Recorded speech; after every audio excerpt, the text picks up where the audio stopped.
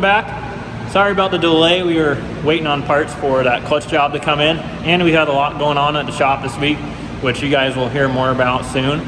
But we did go ahead and get those parts in for this 2016 WRX. We ended up going with a ACT Extreme Street Duty clutch. I think that'll be a nice upgrade for the customer. He does have some power mods in the future that he would like to do, so we opted to go ahead and do an aftermarket clutch versus doing an OEM Exetti Stage 1 clutch in the car. And it'll just be better in the future when he goes ahead and does his performance mod that he's going to be doing. So you guys will see more of this car in the future.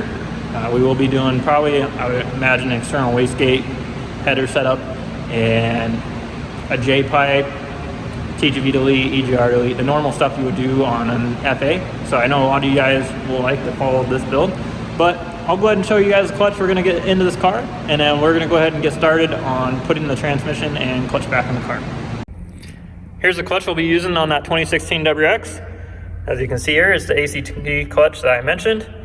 This is a full disc clutch. It'll definitely help out with the transmission in this car because it is still similar to the 5-speed in the older WRXs. So this is going to go ahead and help with how strong that pedal is in the car. It's not going to be too heavy of a pedal, and it's not going to get a lot of chatter, which would then hurt the transmission. So this is what we're going to be using. As you can see here, we did do their flywheel. Normally I like to use an OEM flywheel, but since the original clutch was so bad over here, we went ahead and opted just to go ahead and get a new flywheel from ACT and put it in the car. So let's go ahead and get this in the car. Here's the back of an FA20 motor for some of you that want to see what they look like.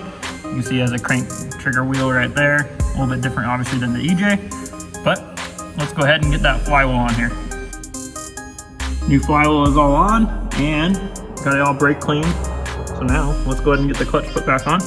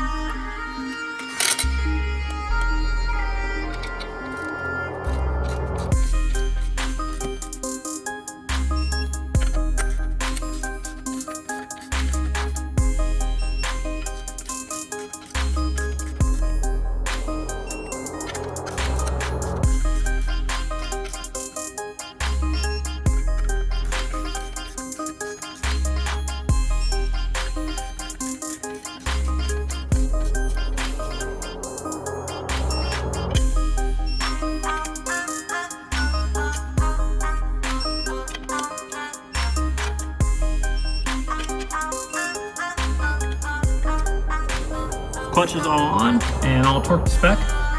Now it's time for the transmission to go back in. So let's go ahead and get the tranny in.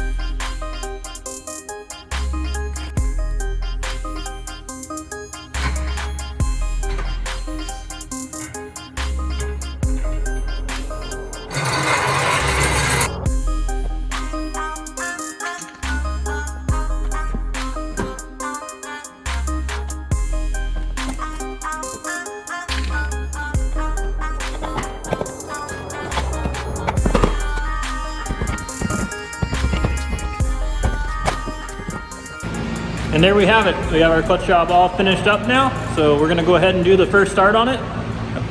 The hardest part with YouTube is probably stopping and recording everything when you're trying to get a job done. So we did skip forward a little bit, but everything's all back together, and let's do this first startup. Testing. Testing. System ready. And let's see if we have a clutch now. So first gear, here we go. Oh, we got traction control on. Let me turn it off since we're on the lift.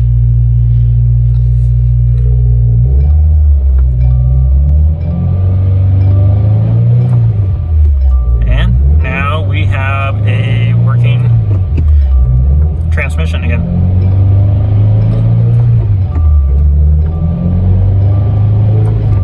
So you can see here it goes through all the gears.